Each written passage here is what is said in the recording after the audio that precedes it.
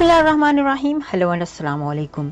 मैं हूँ हिना अजमीन, तो वेलकम करती हूँ आपको अपने चैनल पर और साथ में आपका शुक्रिया अदा करती हूँ क्योंकि आपने अपना कीमती वक्त निकाला मेरे वीडियो को देखने के लिए। नैब ने एहतसाब अदालत से नया तोशाखाना केस वापस ले लिया। नैब तरमीम की बहाली के बाद नया तोशाखाना रेफरेंस नैब के दायरा इख्तियार से निकल चुका है।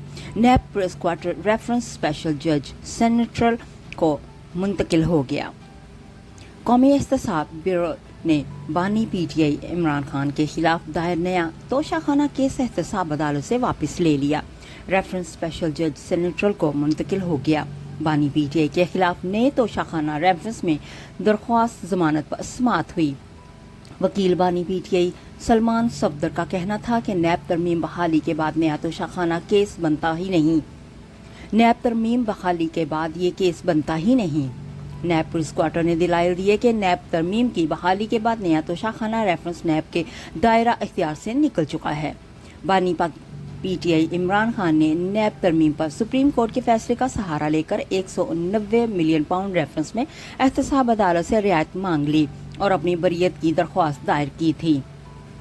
ख्याल है कि 2 रोज कबल इमरान खान के खिलाफ 190 मिलियन पाउंड रेफरेंस की समाअत अडियाला जेल में हुई। दौरान समाअत बानी PTI ने नैब तरमीम फैसले के बाद 190 मिलियन पाउंड रेफरेंस में बरियत की दरख्वास्त दायर कर दी। नैब पुलिस क्वार्टर का कहना था कि अगर अदालत का इस केस में दायरा इख्तियार है तो फिर बरियत की दरख्वास्त सुनी जा सकती है, जिस पर वकील बानी PTI का कहना था कि हमने अदालत के दायरा इख्तियार को चैलेंज ही नहीं किया है।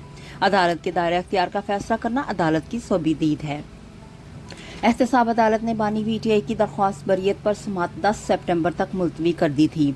कबल अजीज सुप्रीम कोर्ट ने नैब तरमीम कल अदम करार देने से मुतल्लिक इमरान खान की दरख्वास्त मुस्तरद करने के साथ वफाकी और सूबाई हुकूमतों की इंट्रा कोर्ट अपीलें मंजूर करते हुए नैब तरमीम को बहाल कर दिया था।